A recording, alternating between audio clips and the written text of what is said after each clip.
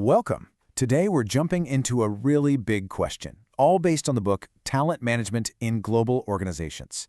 How do you manage your most important asset, your people, when your teams are scattered all over the world, across totally different cultures? It's a puzzle that can genuinely make or break a global company. But let's start with a question to get us going.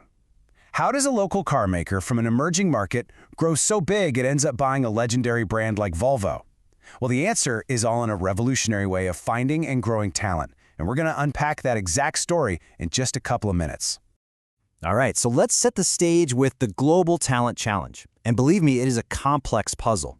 It goes way, way beyond just posting a job and hiring whoever looks best on paper.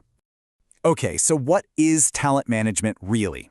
At its core, it's about this: creating a system that helps you attract, develop, and keep the people you need to win. Now, the phrase here that's really interesting is constant talent flow. See, this isn't a one-time thing. It's a continuous, living process. And this is exactly why it's so important. In a world where your next competitor could pop up anywhere, having the right people with the right skills, well, that's what separates the leaders from everyone else. It is the absolute engine of competitiveness. So, if that's the goal, here comes the big challenge. The talent strategies that work perfectly in New York or London often just fall flat in places like Beijing or Mumbai, and this is where we really see that one size definitely does not fit all. Which, leads to a pretty obvious question. Why not? I mean, if a performance review system or a training program works great in one country, why can't you just copy and paste it around the globe? Well, the answer boils down to one powerful word: culture. And this slide just illustrates that core difference so well. In a lot of Western models, it's all about individual performance. You do a great job, you get a bonus. Simple. But in many emerging markets, things like how long you've been with the company, your status, and your contribution to the group's success, those are often valued way more. Let's dig into that a little more. In the Asia-Pacific region, for example, you've got these huge cultural drivers like high-powered distance, which is really just a way of saying there's a strong respect for hierarchy and the boss's authority. And there's this focus on the group over the individual.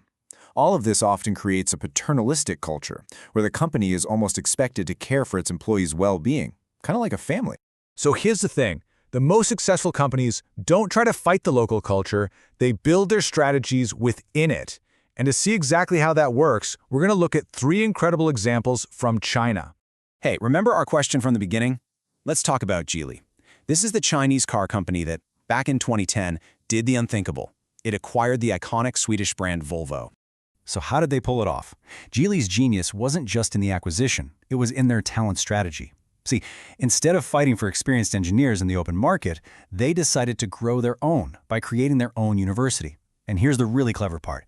They brought in a transparent, performance-based review system for managers, a totally radical idea in that context, which signaled a massive shift from just being a low-cost producer to becoming a true innovator. Next up, China Mobile. And if you think managing your team is hard, just try managing a workforce of over 400,000 people. I mean, the scale is just mind-boggling, and it demands an incredibly sophisticated system. So their solution is this program called Outstanding Talent Engineering, and it really is a highly structured 4-part strategy that basically treats talent like a science. They systematically engineer everything, from leadership development to team structures and rewards. For a company this huge, you just can't leave anything to chance. You have to build the whole ecosystem from scratch. And how do you train a workforce that massive? You get creative. China Mobile University isn't a building. It's a multi-platform learning experience. They use everything from PCs and phones to WeChat, and even those massive open online courses, MOOCs, to get training to employees wherever they are. All right, our final example is Fosun Group, a leading global investment firm. Now, in the high-stakes world of finance, having the absolute best talent isn't just a nice-to-have, it's a matter of survival. Fosun's system is basically a perfect talent pyramid. They've built these distinct development tracks for every single stage of a career, from a fresh graduate all the way up to general management. This gives everyone a really clear path for growth, and makes sure they're developing future leaders, not just hiring them. And the foundation of that whole pyramid is the 4-star program.